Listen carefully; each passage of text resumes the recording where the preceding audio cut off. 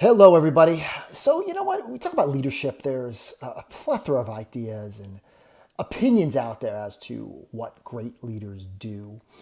And when we think about our practice, leadership is not about position, title, or power. Leadership is about action.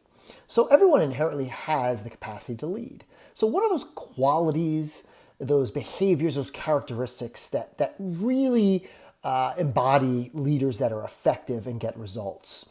So let's go through these 10. Number one, great leaders adapt when needed. In education, the most dangerous phrase is that's the way we've always done it. And with all the changes in society and technology, leaders in our schools have no choice but to adapt.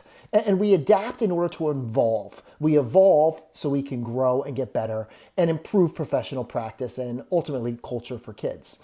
Number two, great leaders love the work. Nobody wants to work for a leader who's mopey, negative, that sees the glass, half empty instead of half full. Nobody wants to work with leaders who don't have fun, that don't exhibit a passion, enthusiasm, and joy for what they do. Number two, great leaders show appreciation.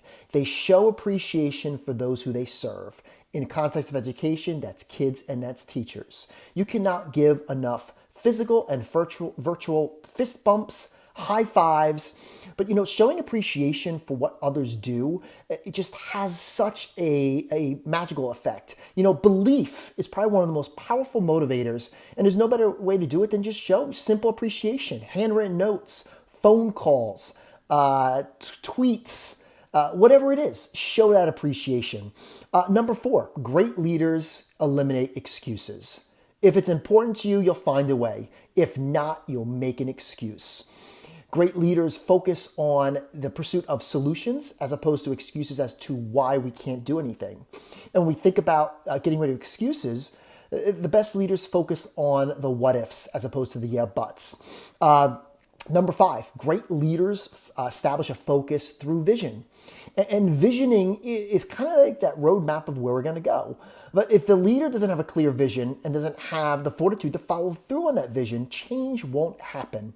And the best leaders don't just have establish that focus, but they establish that focus through consensus. They get stakeholder feedback so that all people can play into that vision. Number six, great leaders model expectations. Don't ask others to do what you're not willing to do or have not done yourself. It's difficult to direct and demand and mandate that somebody do something if, as the leader, you're not doing it yourself. Modeling is probably one of the most important elements that embody great leaders. Number seven, start small. Great leaders don't tackle it all themselves and don't go for the big home run. You got to focus on some of the small changes in order to set the stage for larger changes. Big leaders know, the best leaders know that, leadership, it's not a race. It is a process. And that process takes time. So starting small builds those stepping stones to really initiate sustainable change. Number eight, the best leaders know how to delegate. When we think about leadership is not a one man or one woman sport. It is a team event. And, no one person can change a system. No one person can change, school culture. It really is that delegation, building capacity in others. So if you are a school leader, how do you delegate more responsibility to your staff, to your assistants? If you're a teacher, how do you delegate more responsibility to your learners? Because again, leadership is about our role and how we act, because actions change things.